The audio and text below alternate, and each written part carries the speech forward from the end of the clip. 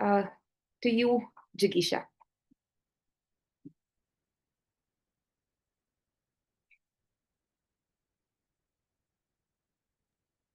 Am I audible? Yes, but be a little louder. Is it better now? Yes, yes. A very warm good afternoon to everyone who has joined us today.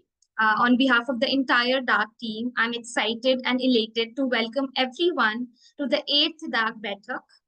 The DARK is a book review journal which publishes original book reviews across disciplines and genres. An initiative of the DARK Baithak is our humble attempt to bring a space for young scholars and students to critically engage with ideas and experiences. In the previous Baithaks, we hosted scholars whose work have dealt with such questions of cinema, security and strategy, digital space and memes, gender, marginality, and politics of space. The session today is titled Mahaul Kharab Hai, Women's Search for Public Space and Leisure in Agra. As speaker for this session with us, we have Dr. Mahima Taneja. Dr. Taneja is a feminist researcher and evaluation specialist with over a decade of experience across gender equality, women's livelihoods, and public policy. She holds a PhD from Jawaharlal Nehru University, New Delhi, where her ethnographic research explored the gender politics of urban public spaces in Delhi and Agra, with implications for women's safety framework and inclusive urban planning. Mahima has led research and evaluation projects for institutions like the Gates Foundation, UNICEF, and Oxfam India. Taught at Delhi University and designed a widely attended MLE certificate course for development professionals. We welcome you, Dr. Taneja. As discussant for today's session, we have Dr. Jigyasa Sogarwal. Dr. Sogarwal is a visiting faculty at NLS Bangalore, a PhD in political science from Center for Political Studies, JNU. Her PhD work focuses on political emotions and the Indian Parliament. She is the coordinating editor at The DARK, of which she is also the founding member. With that, we would like Dr. Taneja to begin with the session and we can follow from there. Thank you so much. Thank you, Jigyasa, for that lovely introduction. And thank you, Jigyasa, for inviting me for this opportunity to share some of my work. So the title for today's discussion is Mahaul Kharab Hai. And I've been told that this group usually reads and comes. So I'm assuming at least some of you would have read the paper that this presentation is today based on. And so what I've tried to do in this presentation also just give you some more flavor of the field, drawing more from quotes and directly quotes and interviews that I conducted, but that didn't make it to the final paper, and some pictures. And also take you through how the key arguments for this paper were developed and what those arguments are.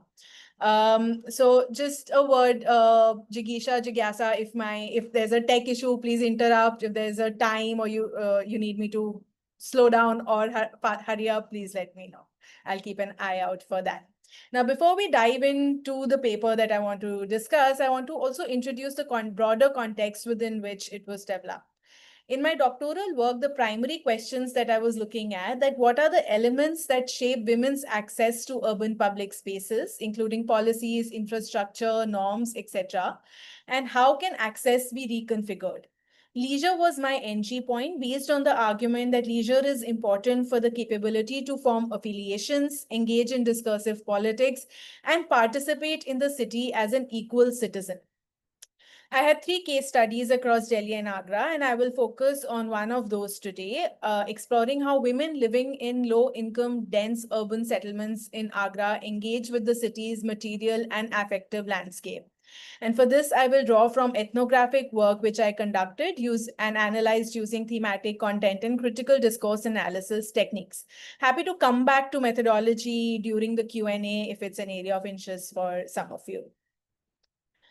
Now let's first look at the city that we are looking at, Agra. Agra has a few defining features. Of course, you all know it has the Taj Mahal and some other historical monuments. This overwhelming attention to Taj Mahal and construction of Agra as a city of love is a legacy of colonial and post-colonial imagination of planners. Now, intimately connected to this built heritage is the ecological geography of Agra's Yamuna riverfront, which until the 18th century was marked by multiple gardens surrounding tombs and shrines. With the onset of British rule, these turned into orchards, farms, nurseries, and residential settlements. And today, only 5 of these parks remain. And due to their sticky association with transgression and risk, remain out of reach for women. The riverfront itself has deteriorated with high levels of pollution in the river.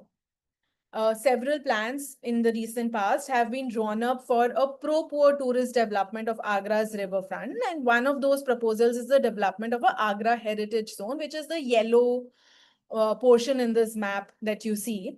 And reclamation of riverfront to develop recreational sites for tourists, through landscaping, constructing parking areas, and so on.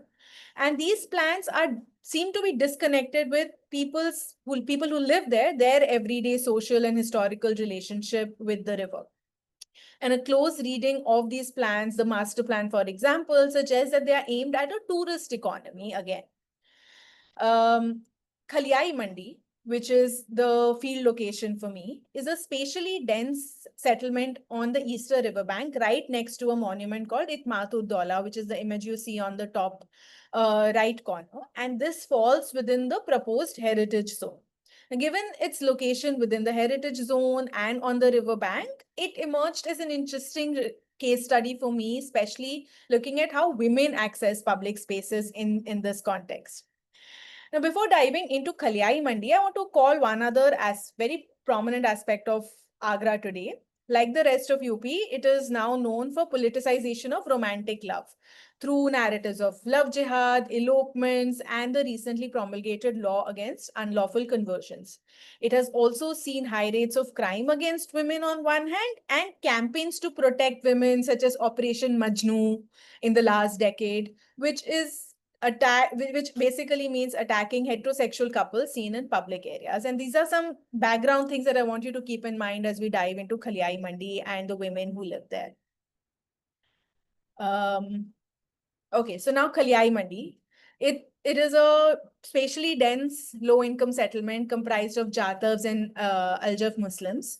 They have home-based workshops for small-scale production of shoes or related items.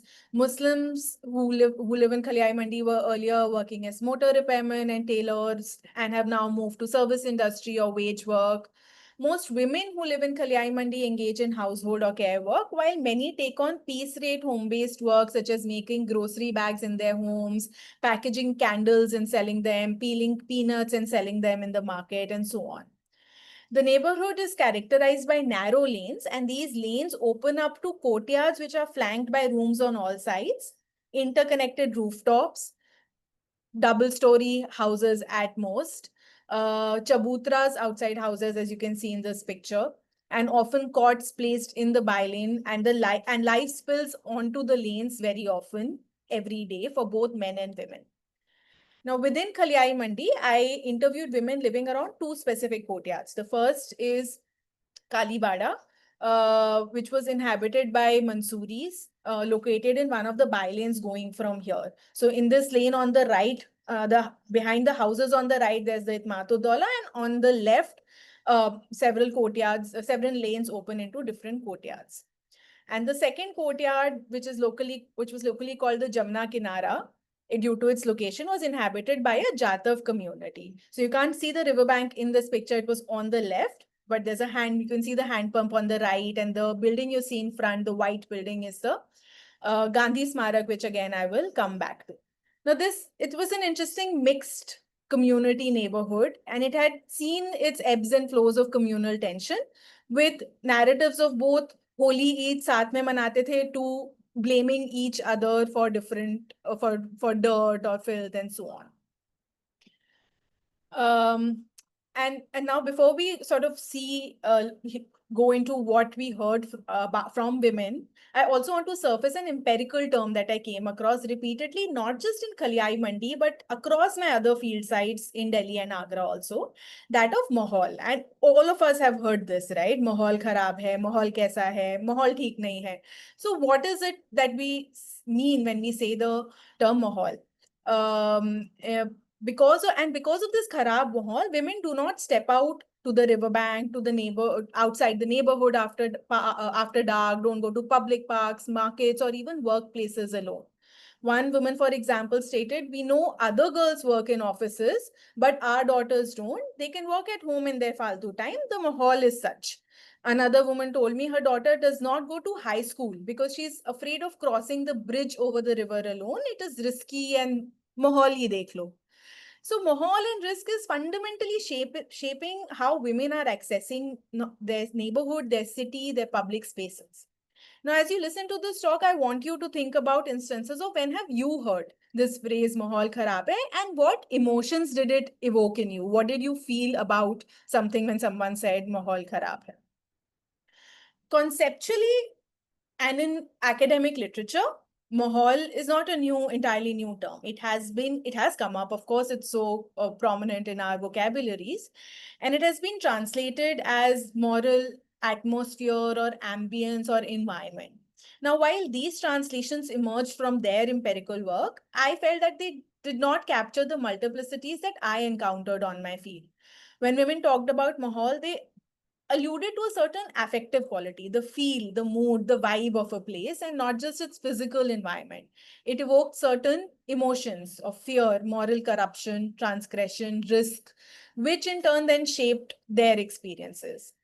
So, and here, affect or emotion, drawing from affect geographers and feminist geographers, I understand as a transpersonal capacity of the body that is relational, that is bodily, corporeal, and these affect or emotions do not reside in one object or subject. And here I'm drawing from Sara Ahmed when she says that emotions circulate by and expand over time by temporal proximity, repetition of sticky words in language, and multiple histories.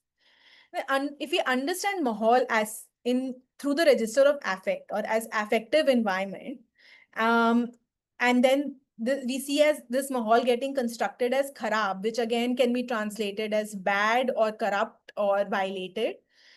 And it gets constructed as such when certain feelings of fear or risk or immorality get stuck to certain physical spaces such as parks or riverbanks through repetitive narrative, histories, and experiences.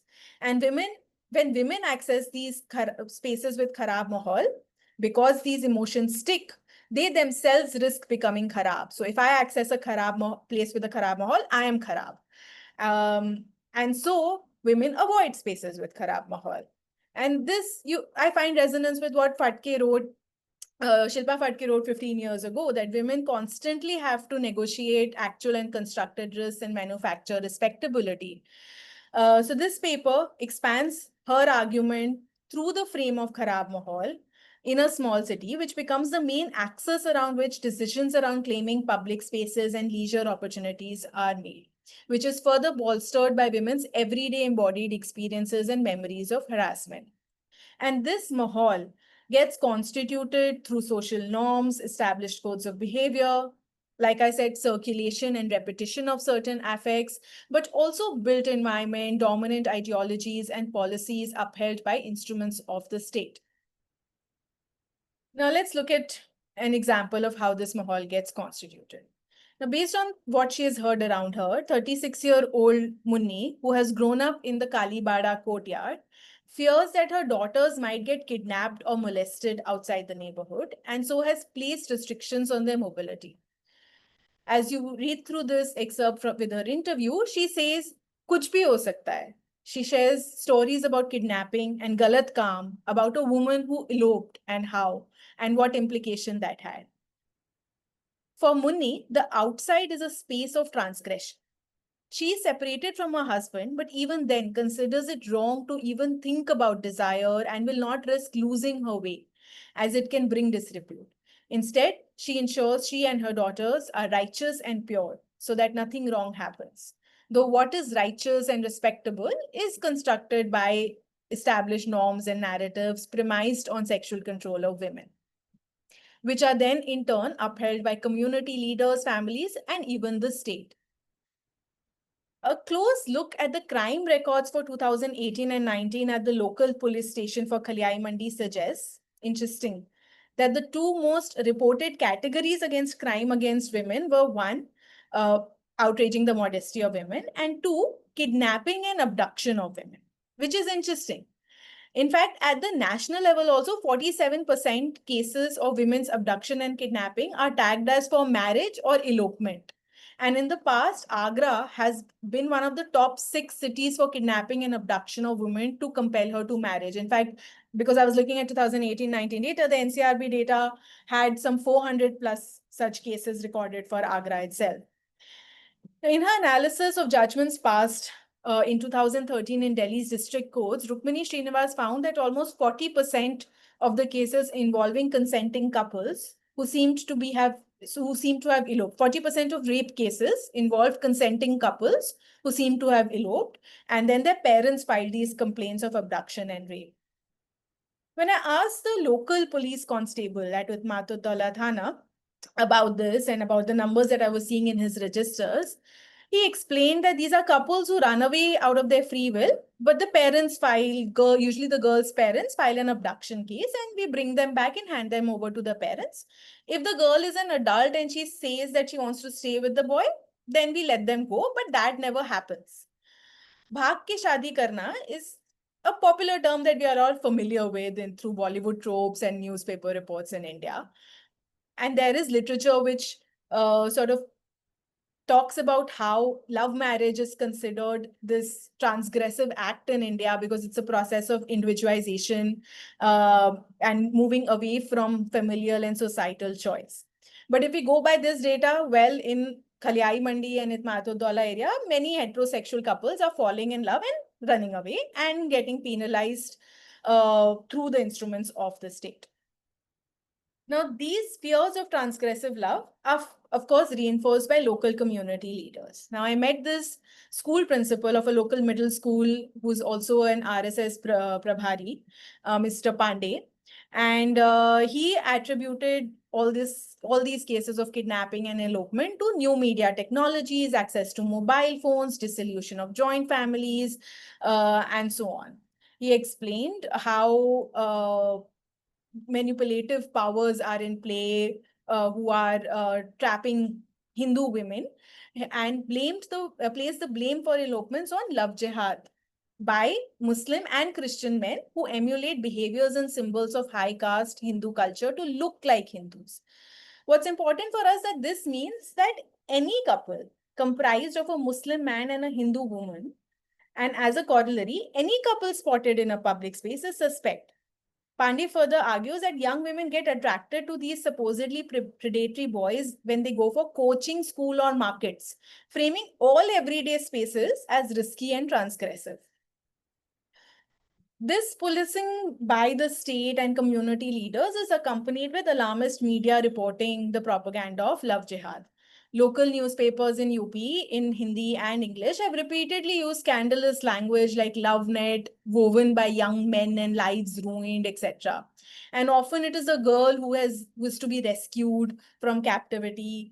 Unconnected incidents are woven together to demonstrate a certain conspiracy where none exists. Strictly translated, love jihad would mean a meritorious struggle for love. However, since the 9/11 terror attacks, and the anti-Islam propaganda, jihad has increasingly been associated with Islamic terrorism. And so what this means is that sticking together of elopements and love jihad with Muslim bodies and terror. Hindu right-wing organizations believe that Hindu girls must be saved from this love jihad and have launched several measures like protection outposts, launching reverse love jihad campaigns, advocating banning of phones for young women, and so on. Painting women as victims of false love, even when they may be exercising their right to independent action. Intimidating girls and their families and creating a moral panic then justifies any measures taken to control their physical movement because the public space becomes full of undesirable risks. This policing does not remain limited to women from one community alone. In Kalyai Mandi, families across religious and caste groups consider it best to keep their unmarried daughters indoors, police their physical mobility, who they are talking on the phone, and who they are falling in love. And so they don't access schools, colleges, theaters, markets, snack stalls, recharge shops, parks, railway stations, because all of these are spaces where women can transgress boundaries. Parks in particular have become notorious in Agra and face a lot of moral policing. While some women shared that they do not go to public parks due to its association with policing, immorality, and Kharab Mahaul, a few women confided that they access parks in search of romance. 18-year-old Vartika, a Kalyai Mandi resident, for example, often meets her boyfriend at Rambagh or Mehtab Bagh because in other public spaces like markets, her acquaintances see her and inform her family. However, even in the park, she shared, if someone sees us, we have to hide. When I asked the local sub-inspector about this, he shared that if he spots a couple, he leaves them with a warning, but if they engage in galat kaam, he threatens to call their parents because after all, he says, there are do's and don'ts of the park and the couples are ruining the mahal by doing galat kaam. The police then becomes complicit in upholding the supposed right mahal of public spaces and ensuring women do not transgress any boundaries. This narrative of possible transgression or elopement trickles down to women's everyday lives through internalized codes of behavior. Women repeatedly said, "Hum sahi to sab sahi," implying that the responsibility of avoiding harassment and corrupting influence from the mahal rests on the right behavior or good behavior of women themselves. Some restrictions ease with age and marital status, with adolescent and unmarried girls facing the brunt of it. When I asked a woman in Kalibada if her daughter has faced any chhed-chhad, she immediately refuted, as if accepting even that would bring disrepute to her daughters. She explained that it's important not to take the path where anyone can say anything to you because our safety lies in our own hands. According to her, the danger is an unnamed, untamed outside and an outsider and not the boys of the neighborhood. This is a result of excessive focus on women's honor. And therefore, the onus of staying careful and avoiding harassment falls on women. According to a 62-year-old upper caste woman who lives in a 2-story, well-built house in Kalyai Mandi, small incidents of chhed-chhad, cheeta-kassi are commonplace. Women have to discourage them, and if they don't, then they are approving it.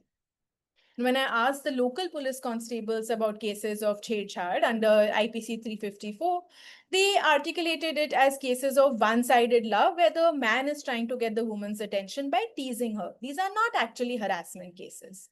They were dismissed as harmless and forms of flirtation. Now, taking all of this together, it seems this Kharab Mahal is then constituted and upheld by repeated narratives of love jihad and elopements, possibility of harassment, and women's supposed responsibility.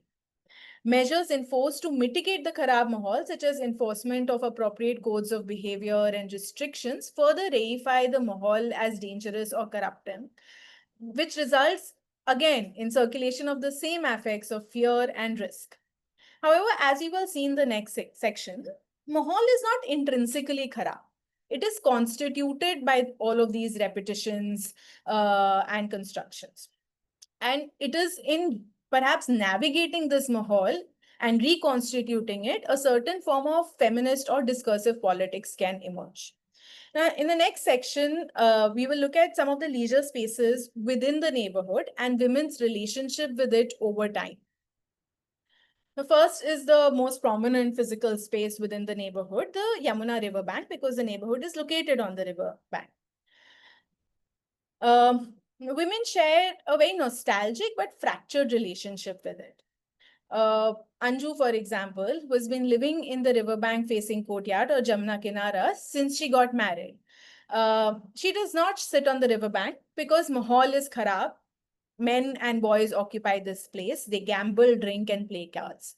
30-year-old Rubina from Kalibada likewise stated, "We have young daughters in the house. Why would we take them to Yamuna? Even we feel odd going there. Boys sit there all day." Rubina's grandfather-in-law used to cross the river on boat every day, but for her, Yamuna has no bearing on her daily life. Women now go to the riverbank only to throw garbage and to defecate, though the latter reduced after the construction of a community toilet complex. But it was not always the case. And despite the Kharab Mahaul, Yamuna continues to play a significant role in men and women's imaginations. When I asked Anju about how the Yamuna was when she first moved here, she immediately told me with a sense of pride that women used to bathe here. There was a beautiful ghat. Amma, a woman in her 60s who runs a small tea shop in the neighborhood, similarly shared how earlier during the Kartik season she would bathe in the river every day. Other residents of Kalyai Mandi recalled fairs on the riverbank during which hundreds of people would gather and sail their boats.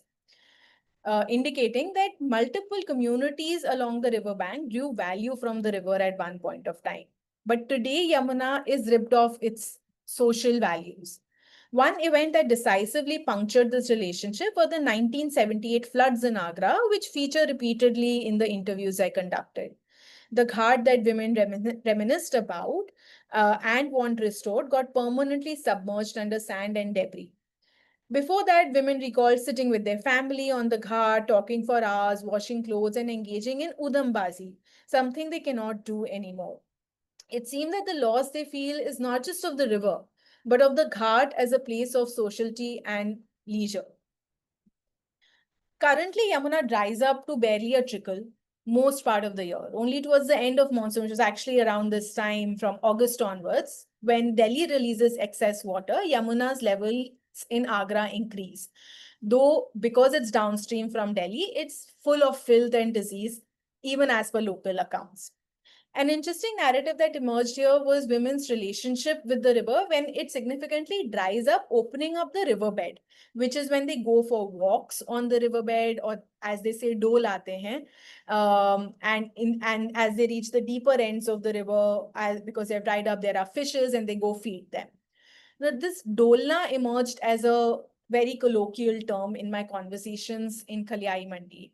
Can be translated as dilly-dallying or perhaps as loitering, spending time and roaming around without a purpose. However, this opportunity also seems limited to older and married women. For example, when 18-year-old Vartika was younger, she used to bathe in Yamuna, walk on the riverbed during summers, catch fishes with her friends, and dilly-dally by the riverbank. हम किसी भी हाल में डोल आते थे, नदी में कूद जाते थे, she says. However, Vartika does not loiter by the riverbank or the riverbed anymore, other than sitting on the cot right in front of her house, which is where this picture is from, under her family's eyes, browsing her phone. As she says, जब से मैंने होश संभाला, मैंने छोड़ दिया. 37-year-old Munni from Kalibada similarly shared that while she used to play by the Yamuna when she was young, her daughters do not go there. Even though her sons do. In fact, she added she takes a round of the riverbank whenever her sons want to take a dip in the water, or she wants to call them back home. Her status as a mother of two boys, perhaps allowing her to still access the riverbank. Thus, women have a fraught relationship here. Even though they recall rituals of bathing, stories of fairs, udambazi and dolna, indicating brief windows of leisurely access, these are mediated and punctured today by one's age, social position, purpose, and gender. Now let's go back to the question we began with. Now, women can't go out of the neighborhood because Mahaul Kharab hai. They can't go to the riverbank because Mahaul Kharab hai. So where do they go? And one of the spaces that came up was Gandhi Smarak, which is this white building you see in the background here.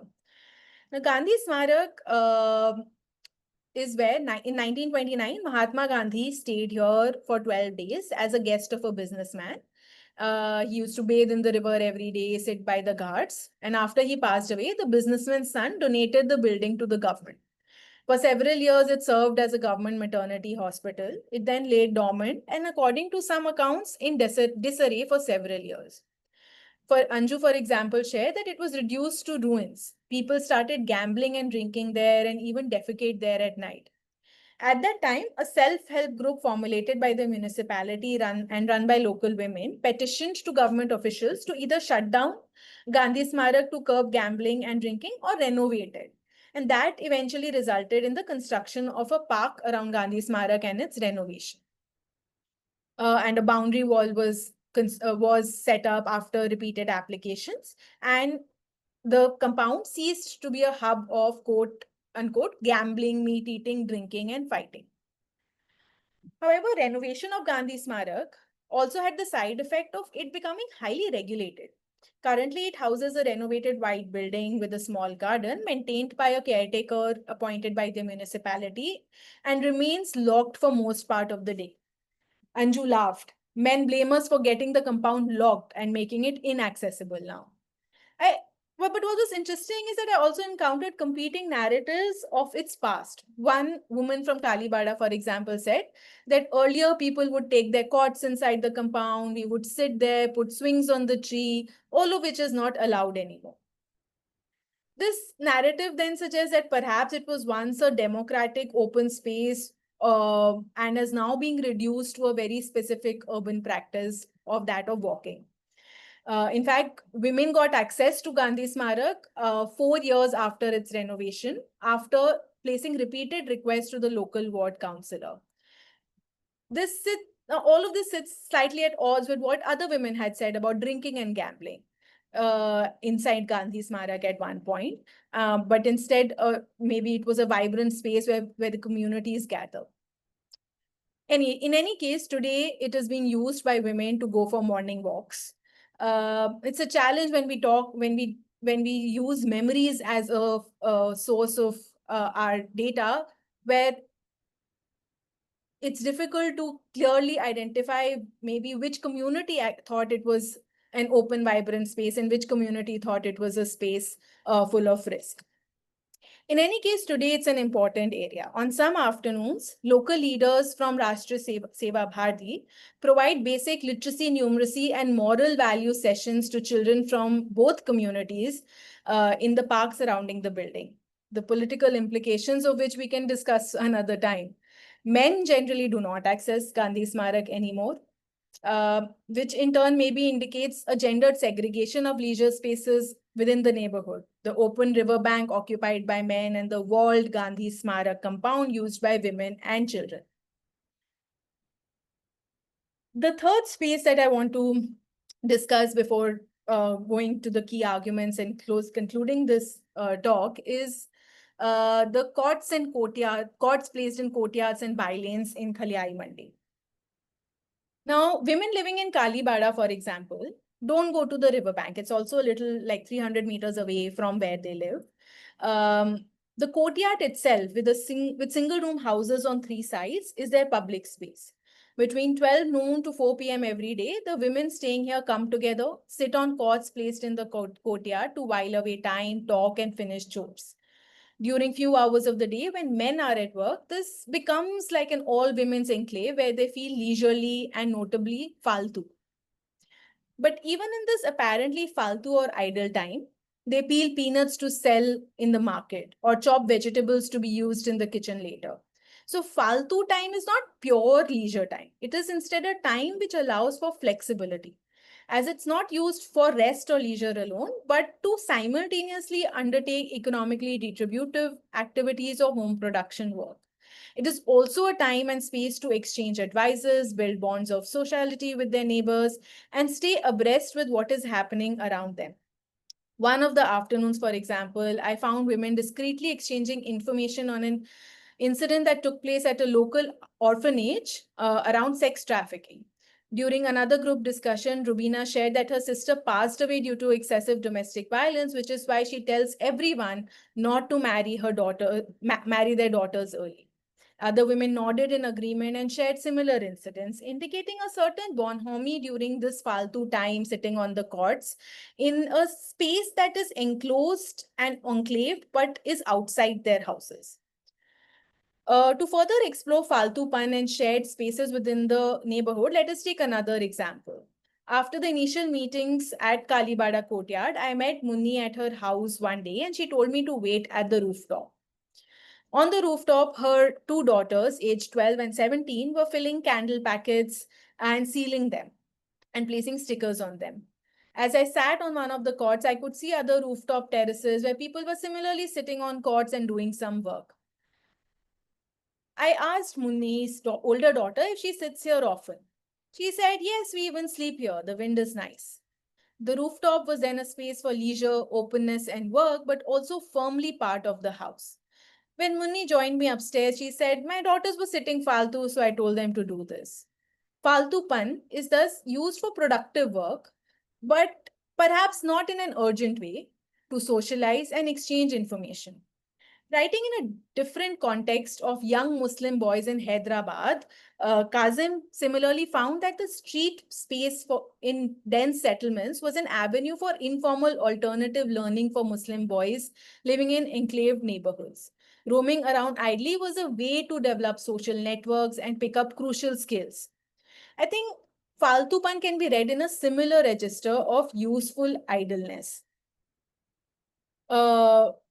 Which becomes a way to make a claim on both time and space. Even in the Jamna Kinara courtyard, I met women sitting on chabutras outside their house looking over the river bank. Other time, I met them at the local tea shop run by Ahmad, who we encountered earlier. And this leisure is not asocial or disembodied. It, one can argue, shapes the actual range of freedoms which are then available to women in this neighborhood, and what are the boundaries of that. Now, so that's the field. And now before I come to the main argument in the next slide, I want to just do a quick recap of three categories that we have come across so far. First, we saw that how leisure opportunities and spaces outside the neighborhood are fraught with moral overtones, risk, narratives of Kharab Mahaul, losing one's honor and being corrupted. This in turn results to confinement of women's leisure to spaces within the neighborhood, effectively re-establishing the boundaries and mobility restrictions placed on them.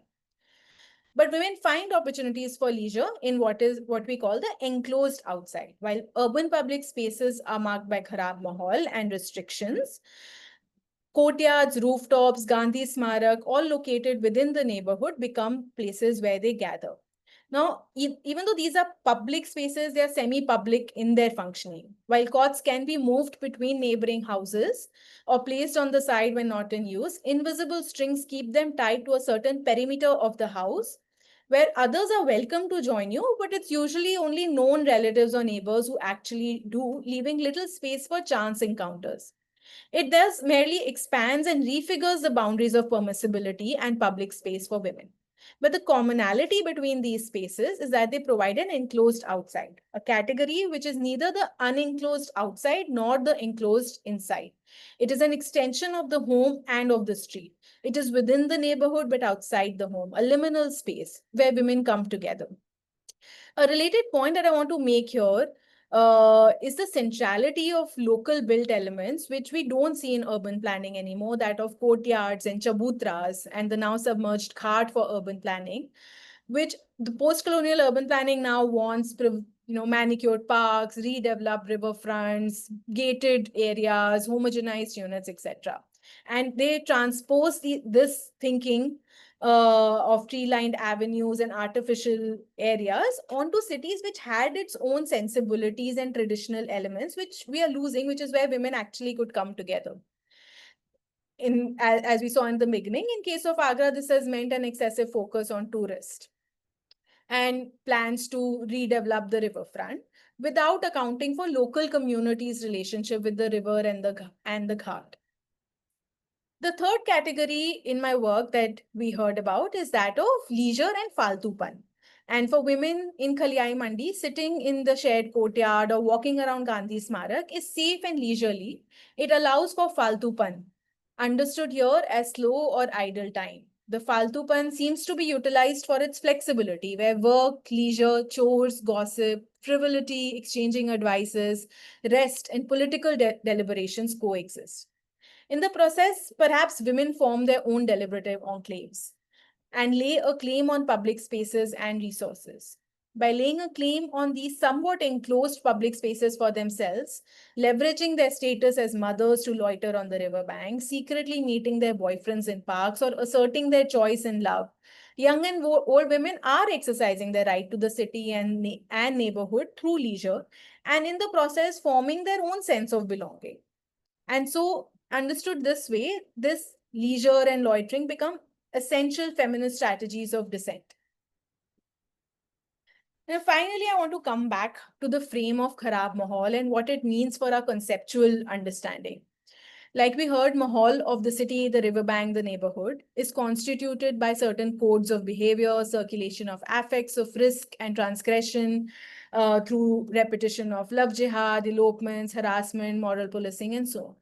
And Mahaul becomes a metaphor for dangerous or corrupting world where women might be led astray or engage in romantic affairs.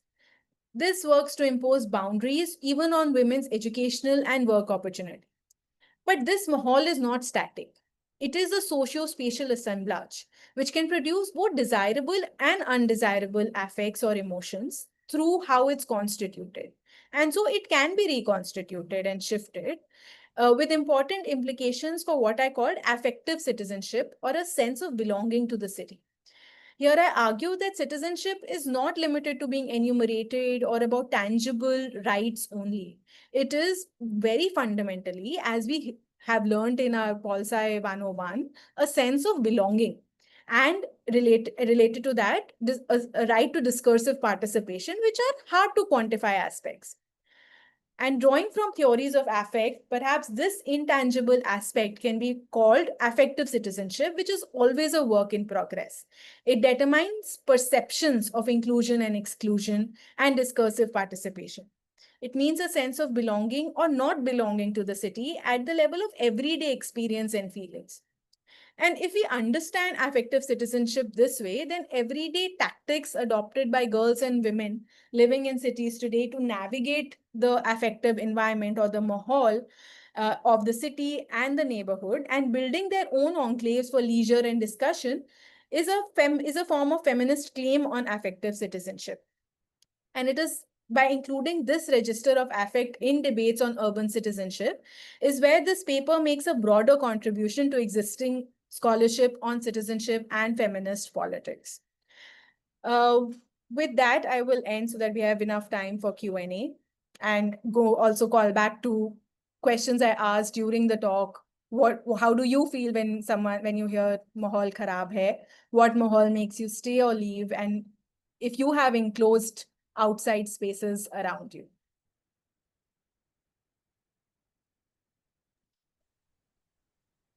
Thank you. I hope I'm audible. Thank you so much, Dr. Taneja. On a very personal note, I've known Mahima for over a decade, more than a decade now. And some of her work that she was doing for her MPhil at the time was presented soon after her dissertation was submitted, and she was in the early years of her PhD. Of course, I'm a junior from Center for Political Studies. At Young Scholars Conference, this paper was presented about claiming the night and women's access to spaces is from where I've been following almost everything that she's been doing academically. So thank you so much for taking out the time. It is a very good paper. In fact, anybody who hasn't read the paper, and Mahima's actually gone ahead and done everything in terms of bringing the arguments, the field work, the questionnaire, everything. But I would invite, as a discussant, I would invite everybody here to look through the paper and some of the things that she's done here in terms of accessing the field, but also the conceptual categories that she brings on when she's talking about women's access and effective citizenship. Having said that, and I would not go ahead and summarize part of your papers because the presentation was so well done. Let me raise certain questions. And my first question is methodological. Perhaps it's not coming from my difficulty with your method, but instead just with the audience and also for myself, when we call Mahaul as an empirical category, what do you mean by that? And if we were to, especially because I also work on emotions and affect, one of the problems that comes, and because your paper seems to have engaged with and kind of almost found a solution to that problem by looking at Mahaul empirically and Mahaul still being an affective category, some words, if you could spend like a minute on how to convert effective categories, methodologically into empirical ones. And I mean, what do you mean when you say it's an empirical category that keeps coming back in your research? That's my first question, more out of curiosity and more about your method. Then I have three things that I wanted to kind of say about the way you framed this. The first thing that comes to my mind, and I'm looking at the conversation around bazaars that you start with, saying that there's a certain way in which bazaars have had attention historically in terms of being public spaces, and what we essentially find when we move towards this urban, urbanized.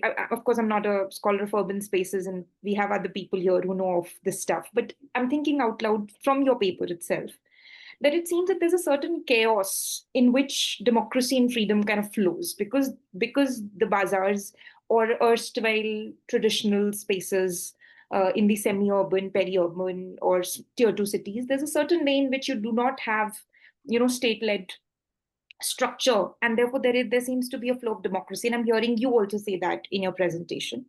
But I was wondering about the paradox that brings. Say, for example, with Gandhi Smarak as an example, there's a certain way in which from the courtyards, women move to another kind of enclosed outside, which is now the Gandhi Smarak. But there it seems that kind of enclosure where the state has gotten involved has given them access to a public space which hitherto was probably not available. And therefore, men have moved to a more public, or for the lack of better word, the outside. Is there a paradox in the way that state is continuously registering as well as enabling, manipulating as well as enabling women's access? So when it comes to categories like Love Jihad, Operation Majnu, and a certain, heteronormative, patriarchal way in which state is looking at women, at the same time, the state is also enabling, certain conditions via which more outside enclosures are coming. Maybe not like bazaars, maybe not like traditional spaces. And I'm trying to enter the space from a paradox where the state comes in and curbs freedom, but also comes in and ensures it in a certain way. And is that paradox, do you think this reading may have any merit? Or is there another way to look at it? That's my second kind of concern. My third thing that I was thinking out loud again was with the concept of faltu itself, the faltu time, dol firna, udham, and all those concepts that kind of, again, effective categories of how you relate to your own time. One way in which the politics of care seems to have found itself either being invisibilized in conceptual categorization, or just the fact that women also don't think that their care work is work. So is there a possibility that this faltu time is also faltu because it's not understood to be work, while women are constantly also engaging in the emotional work and the rest of it that you're referring to? So there's a certain sense in which within that negotiated time that they have to themselves, where they think some of it is ghar ka kaam or domestic work or tendering to kitchen. But did you find, and I was wondering if we were to think of the faltu time as also time where one is, because there's a certain faltu has a tendency, language, within the language politics, within the language connotation, the faltuness of something to be, of not much merit or work, and the idea that it isn't something, nothing fruitful comes out of it, but your research suggests that it is actually a non-negotiated space of fruitfulness. There are discussions there. Does this also signify a certain way in which women do not consider what they do as important enough? Is there a cultural politics of calling something faltu as opposed to calling something important?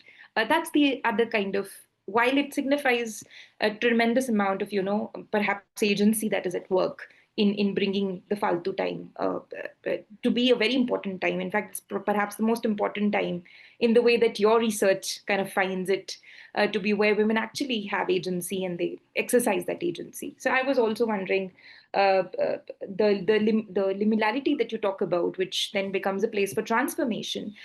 Is there a certain way in which the faltuness is not really the faltuness, but something else, but it's spoken of in a way that it doesn't register the act of politics or the act of power at work.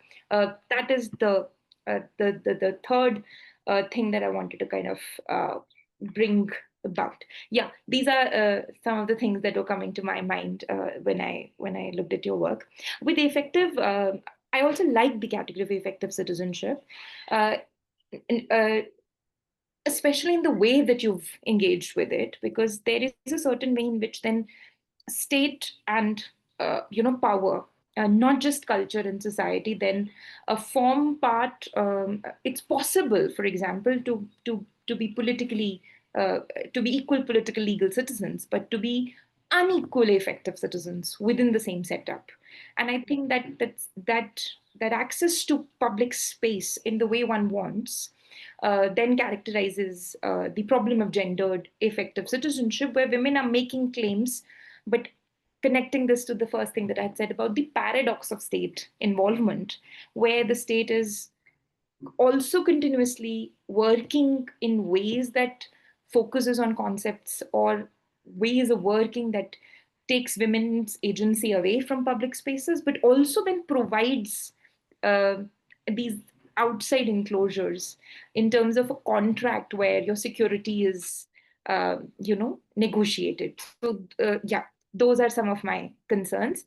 I'm sure this presentation would elicit a lot of other comments and questions. So, the way I think we see the format, you can take up, Dr. Taneja, some of what I've said, or just use this as food for thought. I don't know. I'm sure you have answers to what I'm saying, and then we'll open the floor for more questions from the audience. Okay, over to you. Sure. So thank you, Dr. Sogarwal. I think these are some really great questions to think about and even write about going forward. So thank you so much for thinking so deeply about the paper and the work. And I don't think I will be able to do justice because to all the questions, because some of this will be a work in progress and how these arguments are further fleshed out, right? But thank you so much. So let me take the first question on what do I mean by an empirical category versus a conceptual category. So when I was doing my field work and working on my thesis, I did not start with the theory of affect and emotions.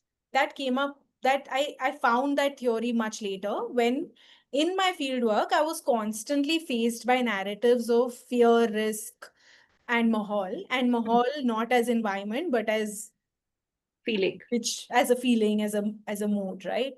And so by empirical category, very simply what I meant to say is that it's a category coming from the field. It's based on data and evidence, qualitative data in this case, but data nonetheless from the field, and a category which is not just a question of simple translation, but is a category loaded with meanings. And every time you look at it and in every context you look at it, there is something that stays common, but there's something that also shifts. And then to unpack this category that I found on the field of Mahaul, but also of Faltupan, for example, I turned to established theories to see, is there a way I can make sense of this category? And that is when I engaged with the literature on affect. Staying with the literature on affect and also about your next question, and I want to sort of refer to two things that are there out there in the literature. One is how built environment and buildings also induce and manipulate certain affects. So there are papers, for example, which talk about how malls are constructed in a way that facilitate shopping and facilitate a certain movement, and how advertising works at the level of affect between that precognitive and cognitive level to make you want something and manipulates you. Okay, so that's one thing to keep in mind. And the second thing to keep in mind is urban history.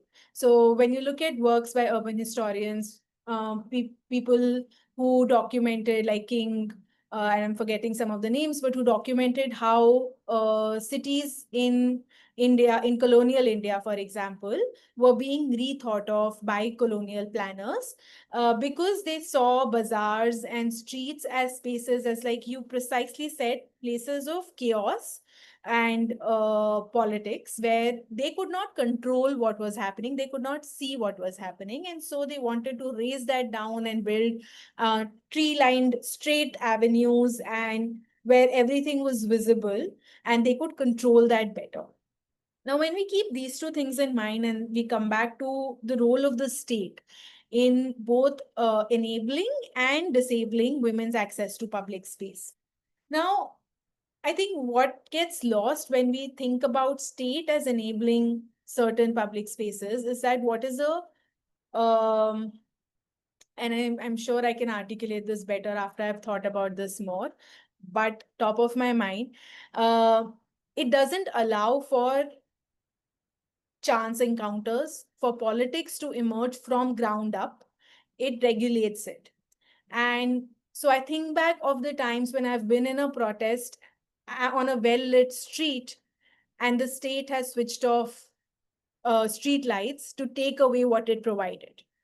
But politics still happens, even if it's dark and people have come together and it's chaotic and it's messy. So I think, yes, the state, and when we, the other category that in my thesis, the other sort of work that in my thesis I expanded upon is the safety policy of the state, right?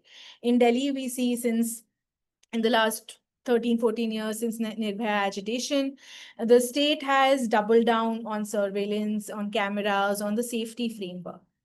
And this stands in contrast with that, yes, we want safety, but not at the expense of being constantly surveilled, uh, of the streets being lit in harsh white lights all the time, of regulations being placed on women because it's safe for them. So Gandhi Smarak in this case is a place which is only open for 2 hours in the morning and 2 hours in the evening. Its entry is only through the basti and not from outside, and who can enter and who can walk.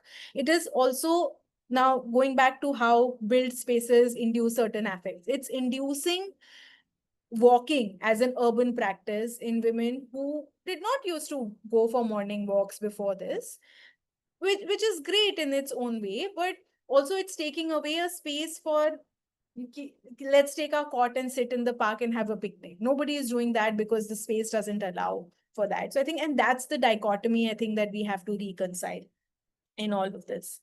But a very interesting question on about this paradox, in which what is the role of the state in enabling and manipulating access, and what is it manipulating in turn? Um, your third comment around, does faltupan mask care work and domestic labor that women are doing? And this is what I found, that faltu pan and faltu time was not seen as wasteful time. And yes, it, when you translate it, it can be translated as something faltu, ki it's worthless. It can also be translated as something extra or idle. Now I chose idle as the translation, or idleness as the translation, because it wasn't time that they could throw away, but it was time that allowed for some flexibility. And it was the time only in the afternoon, say between 12 and 4, when men are away, when men are at work and there's no urgency. So yes, they are doing domestic chores and peeling mutter for for dinner. But the days where I reached the basti, say around 4 p.m. or 4:30 p.m., they did not sit on the cots. They did not have time to speak with me. And what's also interesting is that when I started doing these interviews and having these conversations, and I told them that, I'm looking at leisure, it was a category that they did not want to engage with. It was the least of their concern. Their concerns were about everything else. And so, and this is a methodological learning here, that how I collected data then was just spending time with them. I said, okay, what time are you free? When can I come? And they said, between 12 and 4. And I said, okay. And then I just sat with them. Instead of asking them about leisure, I experienced that with them, and witnessed what all is happening in that leisure time. And and in fact, I want to tie this up with some of the work I do on the public policy side, right? Like when we look at how women's work is measured and counted, when you look at the surveys in which how women's work, how many hours they are working, how many hours spent on care work versus paid work, and so on, are they working or not? It's so difficult when you're looking at women living in low income precarious households, because the time is not divided into discrete units, that hey, 1 hour I'll look at my child, this hour I'm cooking, and the next hour I'm packing candles to sell in the market. It is all happening at the same time. I might chop the onions now, 2 hours later do something else, and then eventually prepare dinner. So it's very difficult to measure women's work precisely for this reason, and it's a learning we're trying to plug back into policymakers' orbit, that you need to measure women's time use differently. I think those were the three main comments, and then something, and in the end something about affective citizenship. I didn't get if there was a question there, but it's definitely a category. This is a conceptual category that I do want to work more on and build more on. And here I also want to again call out some of the other case studies that I had in my thesis around women walk at midnight and why loiter and meet to sleep, and how I found this category to be useful to even think about those case studies, because then they became a form of making a claim to a sense of belonging to the city. And the other context which was happening and very much present when I was doing my field work were the anti-CA protests. And again, that became a lens through which I was looking at a sense of belonging to a city and affective citizenship in that way. So I'll pause there. Happy to take questions from, or if you have a follow-up question. No, thank you so much. Thank you so much. Of course, yeah, Ishan has already raised his hand. Ishan works in urban, and now you're meeting a scholar who works on this stuff. Okay, Ishan, your question, comment. Yeah. Thank you, Dr. Sogarwal, for the praise, and thank you, Dr. Taneja, for this very uh, important talk and your paper. But the thing that I wanted to specifically ask you about was the idea, was to just dwell a bit deeper on the idea of the enclosed common. Because in this particular instance, the enclosed common is a government property. However, that may not necessarily be a case all the time. How do we assess the power dynamics of enclosed commons across spaces? Because I mean, there's this term that is used in more rural settings, specifically in eastern Uttar Pradesh, of inke haan ka darbar mein baithe the, which is like a meeting that you have outside your house if you are an upper caste male of a leading family of the village. But on the contrary to that, I mean, they are enclosed outsides for men, exclusive but public at the same time. So I was thinking, how does that is there a power dynamic? I'm sure there is, but how does that power dynamic play when the space is gendered in such a way that there are more women or only women in such spaces? And B, because I mean, on the contrary, we know that market spaces, such as newly emerging market spaces as shopping malls and selfie points and places across, which are arcades, which are designed for people to encourage people to spend times, operate on the power dynamic and access there is also determined very largely by the ability to spend and consume. So I was just wondering with that question. So yeah. Thank you, Ishan. So the category of enclosed outside, yes, Gandhi Smarak was one, but the other really strong category was the courtyards around which so basically Kalibara used to be one big house. And then over time, each of the rooms of that house were rented or bought by different people. And now different families live in a courtyard enclosed by different families, but of the same caste.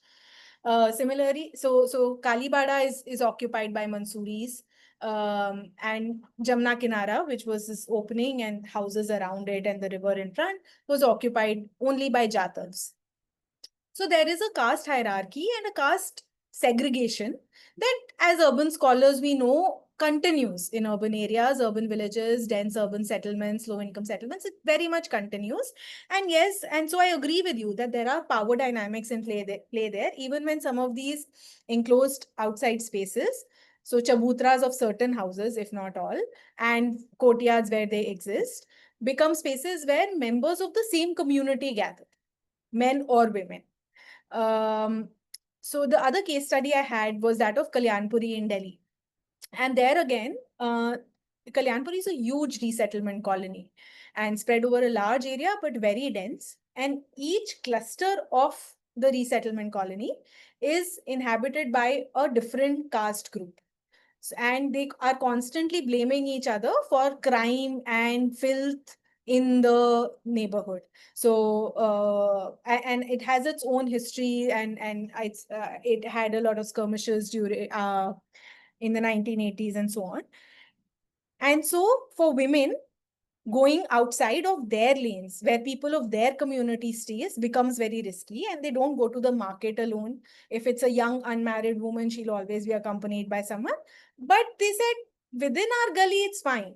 And like I was saying in the beginning, life spills out onto these gullies, and these gullies are public spaces. Actually, anyone can cross through these, and they do. But because there is certain form of community surveillance there and looking out for your own community, they become a safe space for women to come together and hang out with each other, and then that becomes the premise for any discursive discussion or politics that later might happen.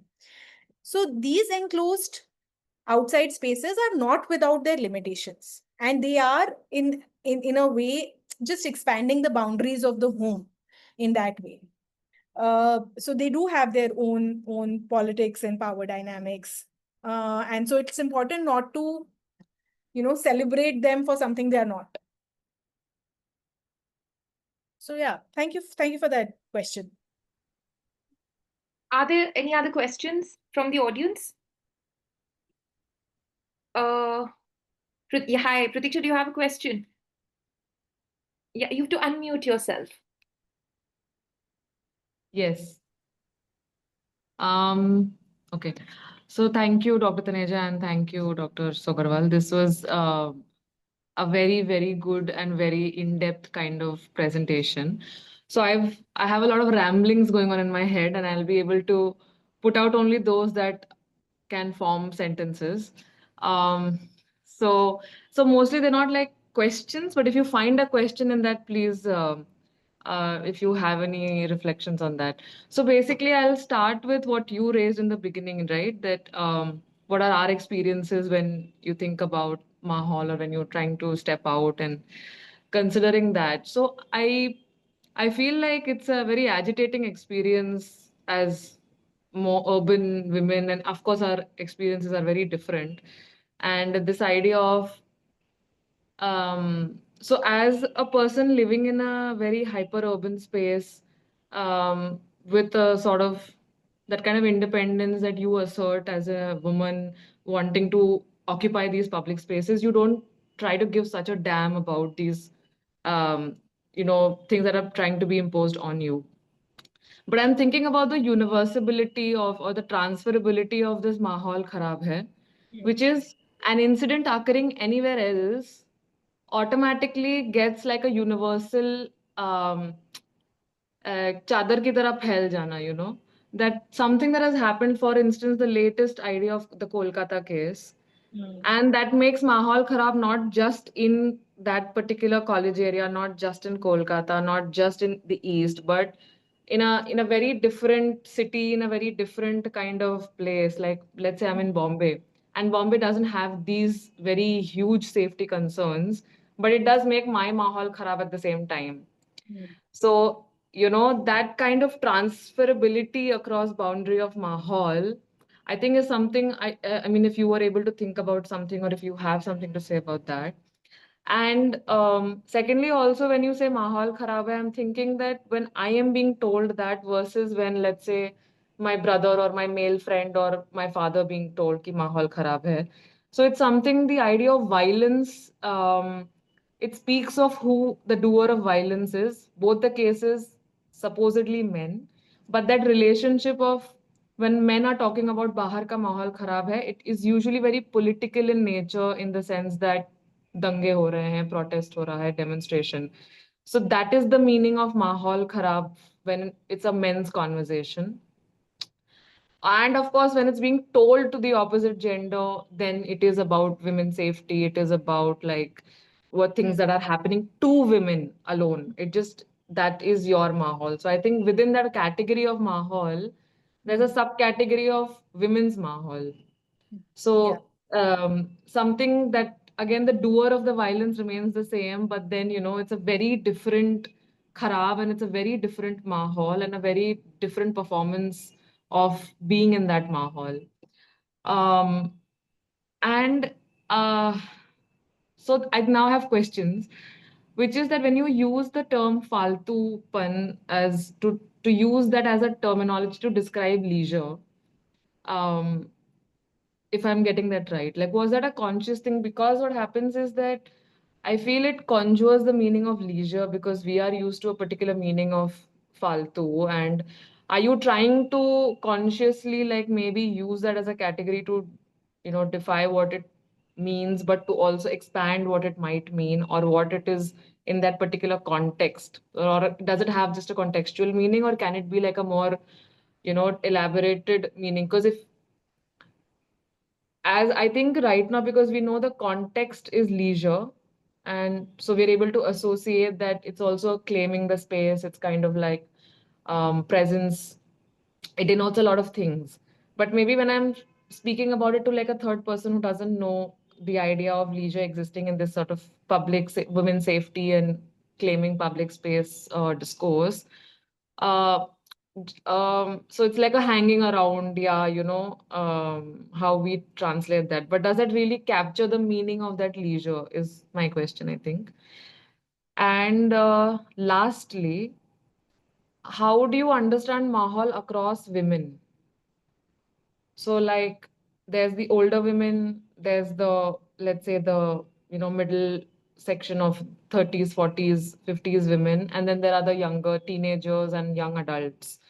So when the Mahal Kharab, therefore, is it like different across the category? Because I feel that the older women become like the moral gatekeepers of that Mahal Kharab, trying to instill like a traditional value of what it means to be outside, while those who are going outside or trying to like, because they're younger ones and they want to explore and they want to be out there, they are the ones who are the physically claiming that space. And the youngest girls, the school going girls or others who become like the prey, or who are the most weakest link in this whole women claiming their space outside. So this whole Mahal Kharab, I think the discourse among women itself, like the different categories of women, just according to age, because I think you took a particular community, and so therefore I don't think it's a different order of caste or class difference there. But maybe that age difference or like a household responsibility difference or who's doing what in the household therefore perceives Mahal differently. When even when they're saying it means the same thing, that it's safety, it's basically safety narrative. But then how is it different? Is it different, or I don't know if I'm asking the right question. Anyway, but thank you so much. I think I'm going to be churning this for a very long time. Thank you, Pratiksha. Mahima, I think she said four things, and perhaps some of the things about the age. Of course, you've handled that in your paper, and that perhaps is something that can be looked at while reading the paper. But I think other three things are things that we'll have to come back to you, Mahima, to talk about. Okay, thank you, Pratiksha. To you, Mahima, and then there's a question. Akanksha, are you my Miranda House, Akanksha? Is this there's a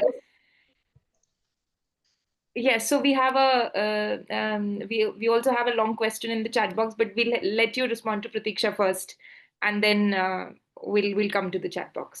Yeah, thank you. Thank you, Pratiksha.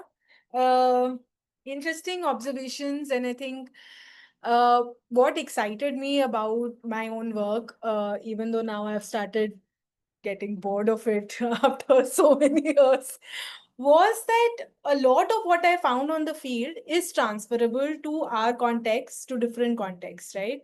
So this whole idea of Mahaul Kharab hai. And you're right in saying that one incident happening somewhere leads to a kharab mahal, construction of a kharab mahal for us. And so even though something might not have happened with you or your neighborhood or somebody you know or even your city, it can. And here I think the concept of affect becomes very useful, because when you look at the literature on affect, it's precisely what is being said is this, that through the repetition and circulation of certain bondings, certain histories, and certain narratives, which would include circulation of certain media reports, and in what language is it being done. And today there is a tendency to sensationalize everything, but also these are very real violent cases that are happening and being reported for right reasons also.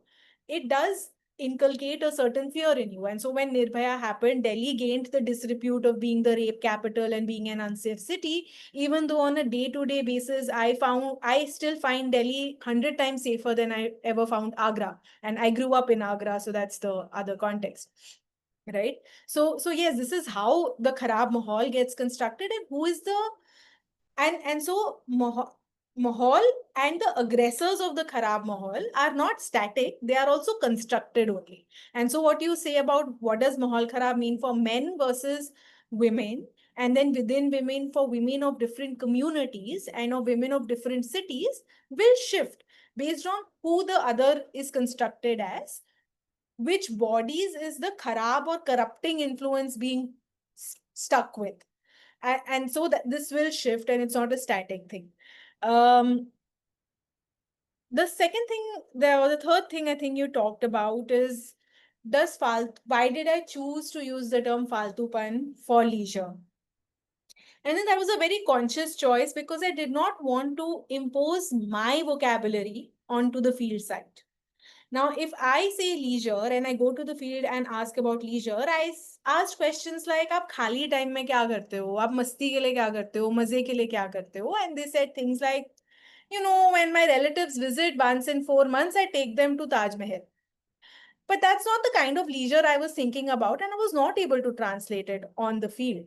I was talking about leisure in the everyday, leisure as a, and this is all of our lived realities also, right? Like, we find it difficult to do leisure in the everyday because there is also the capitalist pressure of being productive all the time and making something all the time and making your time count, right? So I wanted to leave that aside and just see what are the categories emerging from the field and how best can I translate them, and whether that translation captures what I'm seeing on the field or not. So it was a series of very conscious choices then to then say that leisure in this particular context is being articulated, the everyday leisure that I want to explore is being articulated as faltupan. But what is happening in that faltupan? What all are the possibilities of that faltupan? And we see that in very real terms, in terms of women petitioning for Gandhi Smarak to be renovated, or in these discussions, women were sitting and telling me, when they were talking about Ghat bahut sundar hota tha, they were telling me, why don't you go to the ward council and tell them that we want the Ghat to be restored? There are very real demands that they have and expectations that they have from the neighborhood, which they're articulating in this faltu time and afternoons that they're spending. And the last was around Mahal across women. So yes, thank you, Dr. Sogarwal, for calling that out. In the paper, I do engage with how that varies for different women across ages, but also across different, based on their marital status and where they are in their life journeys. And for us, for many of us, women who are living in urban centers, have higher education. 30 sounds like young. But for a lot of these women in their 30s in these communities, their children are teenaged now. And so they think of themselves as old women. So a lot of these dynamics also surface on the ground and on what the perceptions are. We have a question in the chat box which I'm going to read out loud. It thanks you for the discussion, and she was thinking about Akanksha's raised that question. She's thinking about Acha Mahal and Kharab Mahal, and people usually thinking of religious spaces as Achi Jagas, quote unquote.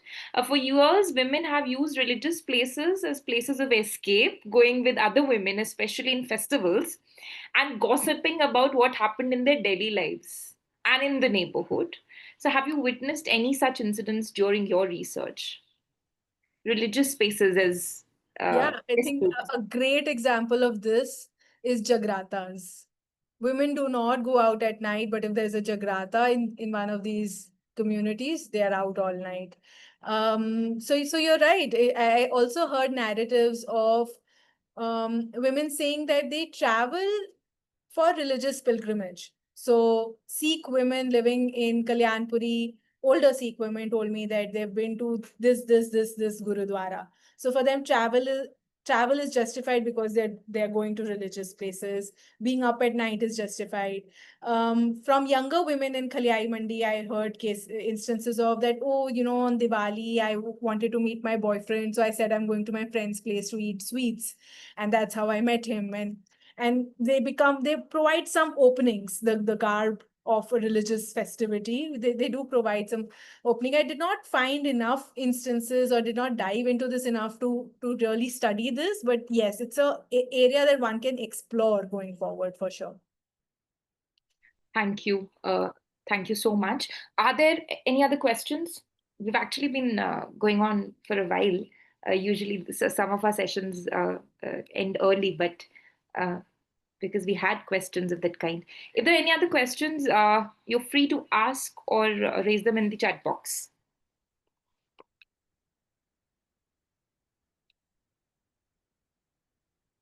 It seems we have no further questions. Is Jigyasa around, or should I extend the vote of thanks because I'm here? Yes, ma'am, I'm here. Okay. Yes. Thank you so much to Dr. Taneja. I second Jigyasa, ma'am, when the paper has a lot of clarity, and of course the presentation and the talk also had that. So thank you so much for that. We are really, really grateful to you. Thank you to Dr. Sogarwal too for such insightful discussions. And thank you to our audience and everybody who joined. Yes, with that, we will end. Thank you so much. Thank you again. Thank you so much, Dr. Mahima, Taneja. I know it gets a little weird in formal settings to come back to each other and say doctors and the rest of it when in very private settings we're more used to informal ways, but I think that's what public and private does to all of us. Thank you so much for taking out the time and sharing your work with us. And moving forward, we hope that we'll be able to bring you back again sometime on some of the further work that you're doing on this topic.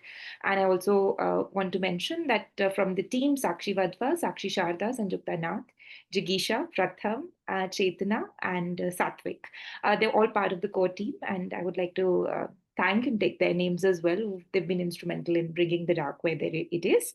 And thank you so much, everyone. Next Saturday, we'll come back again at 4 p.m. with another Baithak. Thank you so much. This was really good. Thank you so much.